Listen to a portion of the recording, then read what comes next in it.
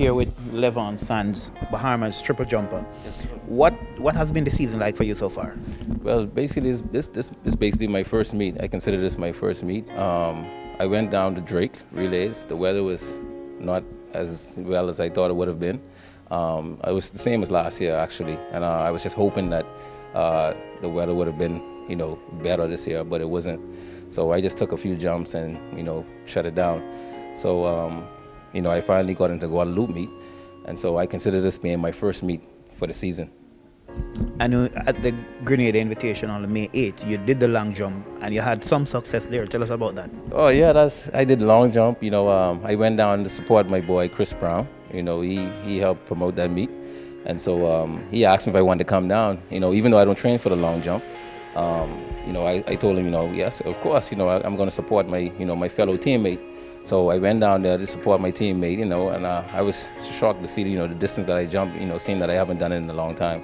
But it showed that I'm in great shape, and so hopefully, this competition, we have great competitors here, so hopefully, I could hit a big jump this time.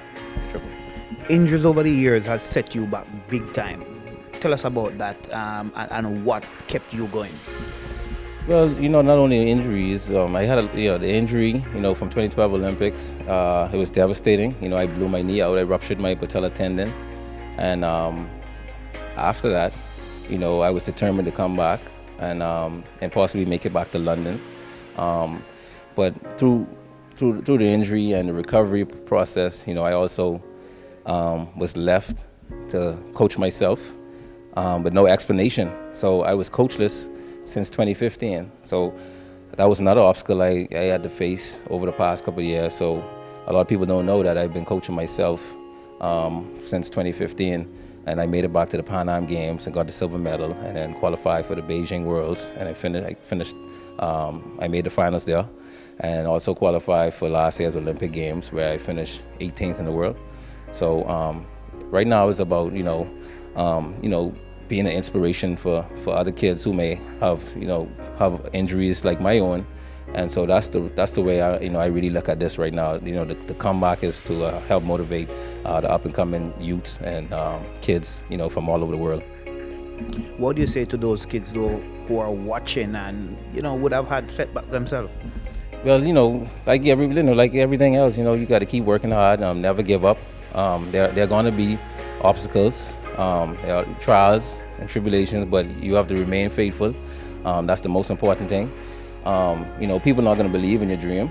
You have to believe in your own dream, believe in yourself, because man will give up on you, will fail you. But as long as you have faith and believe in yourself, anything is possible. I think I'm living proof of it, because to come back from the injury that I had from 2012 to now and still able to jump, and especially at my age, at 35 years old, I've been triple jumping since I was 15. And I've been very successful. I've won every medal there is to win, from Olympics, Worlds, Olympics, Commonwealth, Pan Am, every medal there is. So, follow your dreams. There's greatness in everybody. So everybody should know that, to all the kids out there, keep following your dream. Anything is possible. And this year is another World Championship year. Where are you?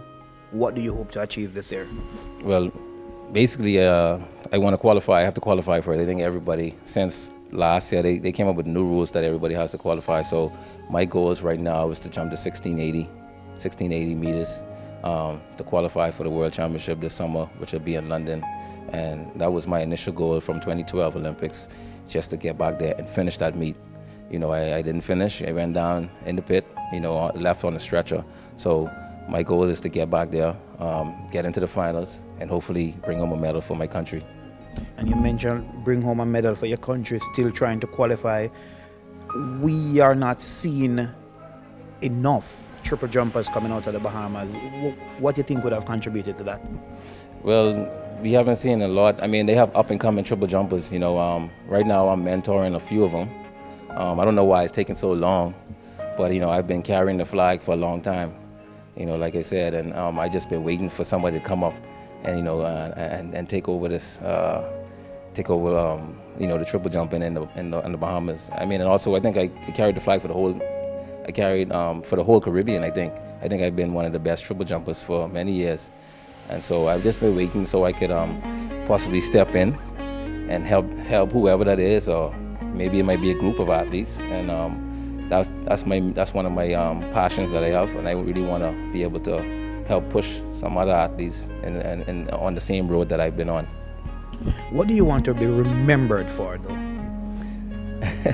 A fighter, definitely that athlete who had a lot of heart, and that athlete who never gave up. Especially after so many people gave up on me.